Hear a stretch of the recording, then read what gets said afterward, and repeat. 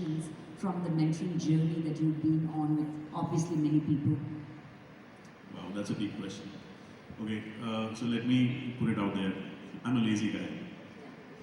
And I thought, the need of the hour in India is career counseling. So I delved deep into it, jumped into it head first. No background of psychology, but started understanding psychometric assessments. Within a few years, I got good at career counseling. And I was like, okay, this is done. Excellent.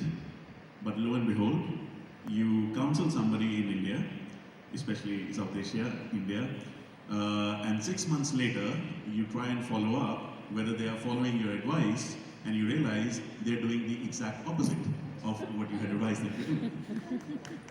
There are multiple reasons for that. The multiple reasons are related to how our families are structured, how our culture is. We want to take the safest route. We want to take the trodden path rather than taking a risky path, right? And that's when you realize that there is another factor involved, that you've given them advice, but they don't really understand how to implement that advice. And that's when we realize that, we will need to get into mentorship. So mentorship for me happened accidentally. And I had to come out of my laziness to actually start mentoring students as well after counseling. It's a fascinating journey. It's so beautiful.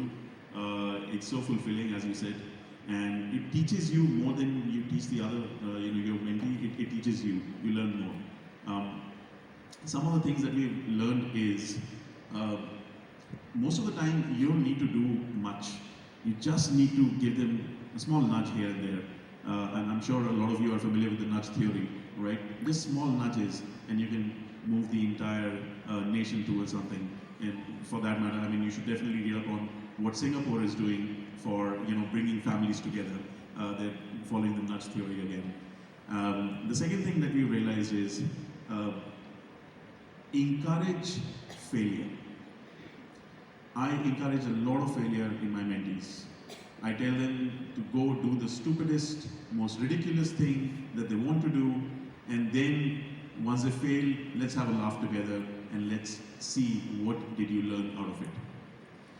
Unfortunately, I don't see that happening a lot in our educational institutions. I'm not really sure about the reason. I'm sure we can delve deep into it. There are a bunch of TED Talks around that as well. But outside the formal education ecosystems, encouraging failure is much easier, I would say. When failure happens, our mentees suddenly realize they are humans. They are not robots. They were told that if they have to do something, they have to succeed, they have to excel. Well, not really. It's okay to fail. And once they fail, they come up with creative ideas to actually find more innovative solutions to the problems assigned. If I may take an example, right? I was recently in Uzbekistan a couple of weeks ago, and being an engineer, I train a lot of engineering students at bachelor's and master's level for using technology for sustainability. And I know my friends from New Zealand and Australia talked a lot about the sustainability right now. So there was this team from Kyrgyzstan, Bishkek is the capital, and I was the mentor for them.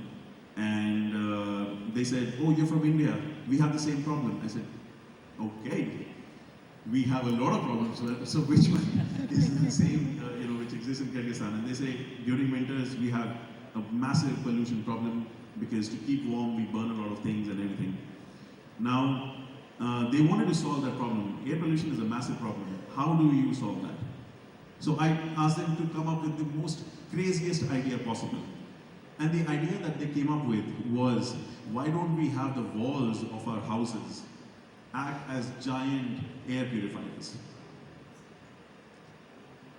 Now, I would like to ask a lot of you actually, do you think that's a feasible idea? Anybody who thinks it's a feasible idea?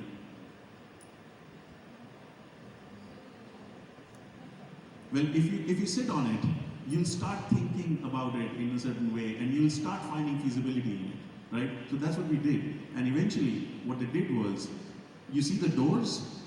Similarly, we have windows in the walls. So they came up with a solution wherein the frame of the door or the frame of the window will let the air in. There will be HEPA filters and activated charcoal inside it, and the air will circulate inside the frame and come out purified. It's a concept. Can it be a reality? Sir, you're an engineer, you're from IIT. You tell me, can it be a reality? It can be. But if I told them, no, this is not possible. We Indians are not able to solve it, why will you be able to solve it? That will not encourage any kind of innovation. No, thank you so